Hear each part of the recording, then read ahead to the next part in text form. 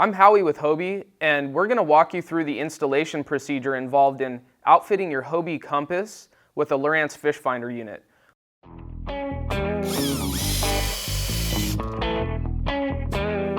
So we've mounted the Lowrance transducer to the posts of the Lowrance Ready cover plate. You'll notice that we've left a small gap between the cover plate and the bottom of the transducer in order to let the transducer be completely surrounded by water and function at its full performance. What we prefer to do is start the screws with a screwdriver so you can make sure that you're not cross-threading as it goes in. Then you can come back and tighten it up with your drill. We've set the drill to about a medium clutch so we can be sure not to strip the inserts. You're going to create your 1-inch hole right in this flat here, and the included through-hole plug components with your Mirage Compass owner's packet to create a nice watertight seal where the cable enters back into the hole. First, you're going to want to put the rubber gasket over the transducer cable plug and slide it all the way down to where the wire is going to re-enter the hole. Now feed the head of the cable through the hole you've created and pull it all the way through. You're going to want to remove the solid plug from the through-hole plug.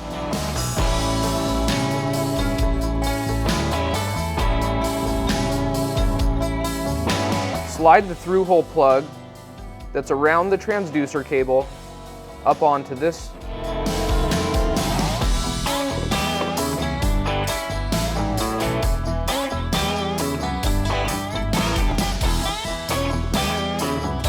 Now we're going to slip the backing ring for the through-hole plug over the head of the transducer cable, and it's a snug fit, so you're going to have to give it a nice firm push.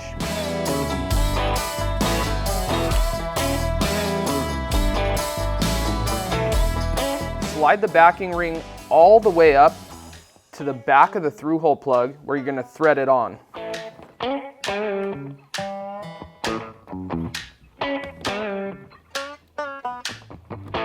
The last hole you'll need to create to complete the installation is a 1 3/8 hole in the location where the transducer cable as well as the power cable are going to exit the hole to plug into the head unit. I prefer to mount my Fishfinder on the right-hand side of the boat, but I suggest sitting in the seat and figuring out where you'd prefer your mounting location to be.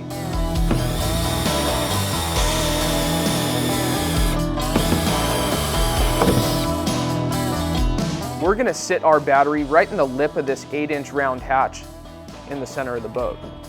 You won't need that much cable since the location of the battery is pretty close to where the head unit's going to be mounted. Clean up the cable and use a couple of the included zip ties to tighten it up.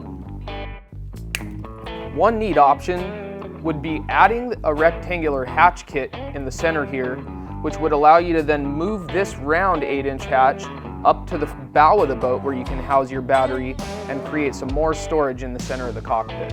The pigtail wire included for powering up your Fishfinder to the battery is quite long, and since your head unit's going to be mounted pretty close to the seat, you won't need the whole length of the pigtail wire. I like to take out about an arm's length and cut it there. Strip off some of the casing on the wire. You're going to want to leave about a 1/2 inch of exposed cable. If you decide to not use the fuse, this will potentially void your Lowrance warranty on the unit. You'll have to strip a little bit of the extra casing off of the fuse cables to get them up through the watertight crimps that we use in the Lowrance Ready install kit. These crimps have dielectric grease that oozes out of them and acts as an anti-corrosive mechanism on the wire. Depress the orange button on the crimp until you see dielectric grease oozing out of the bottom of the crimp. This will ensure a nice watertight seal on your fitting.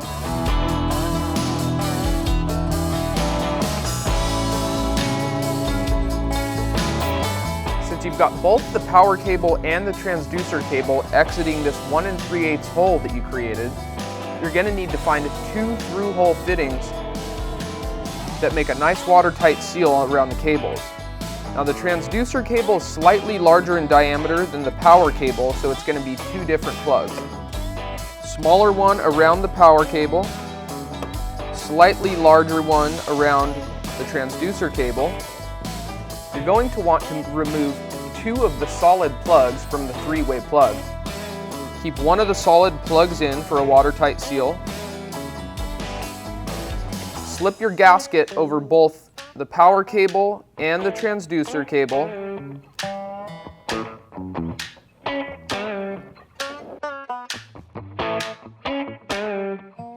You want to make sure not to over tighten the screws holding the three-way plug onto the side of the hole.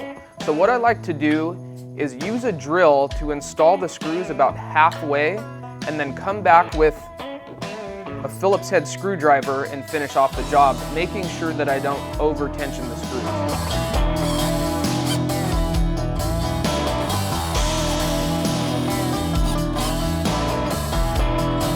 We're using a 1-inch Ram trackball in the factory installed H-track on the Compass. Slide it into place, tension it down, and then your Ram Fishfinder mount plugs right onto that. The head unit plugs right into the top of the mount. All it takes is a nice firm click into place to start, pull the handle, and slip it off. Before you hit the water, make sure to charge your battery up all the way. This is a smart charger, and a red light indicates the battery's charging. Once it's finished, it'll turn to a green light and switch to trickle charge mode, at which point you can remove the battery from the charger and plug it into your boat. You'll be ready to go. With the addition of this Lowrance Fishfinder unit, your Hobie fishing experience just got that much better. Now you're ready to go catch them, and don't forget to share your trophy catches with Hobie Fishing.